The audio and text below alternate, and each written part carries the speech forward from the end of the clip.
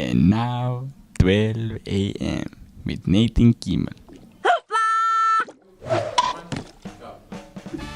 Hello, welcome to 12 a.m. with me, Nathan Kimmel, your host. Now, organ donation happens to be very revolutionary in today's society, and many people need organ donations. Now, tonight we'll be having a special guest who will be talking to us, about organ donations and how you can become an organ donor yourself. Now, without further ado, we'll be having Cody Rodriguez. Yeah. How you doing today?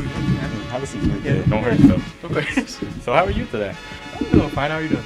I'm doing pretty good. You know, I'm a little hungry, but so are all these, but Yeah, good.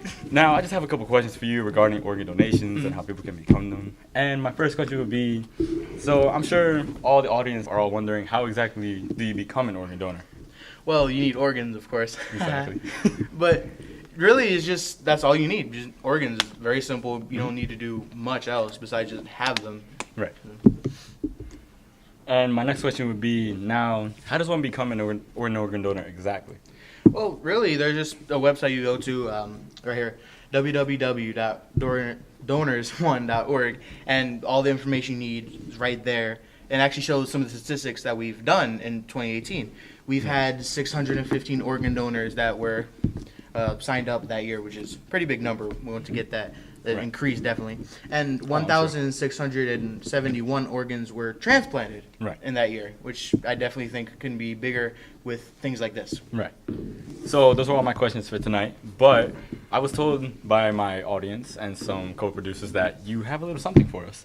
Yeah, it's the interview which basically explains even more how simple and anything that you need to become an organ donor is going to be explained even more thoroughly in this interview. Right. And that's what organ donors. So why is it important to be a donor? Well, I am a heart transplant recipient, and without people being organ donors, I wouldn't have a second chance at life. So can you tell me a little more about your story? So I was born with a genetic heart defect that my brother died of at the age of 27, and my mother also died from congestive heart failure. Both of those conditions I was diagnosed before 50 years old, and I needed a life-saving heart transplant. Do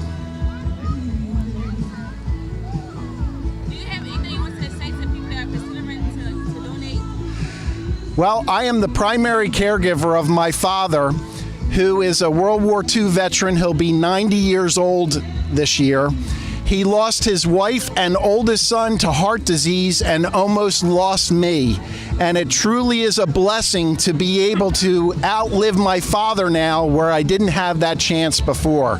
So I can't stress the importance that when you die, you can't take your organs with you, and there are other people such as myself that need a second chance at life. And for that, I am truly grateful. And we're back. All right, so although those are...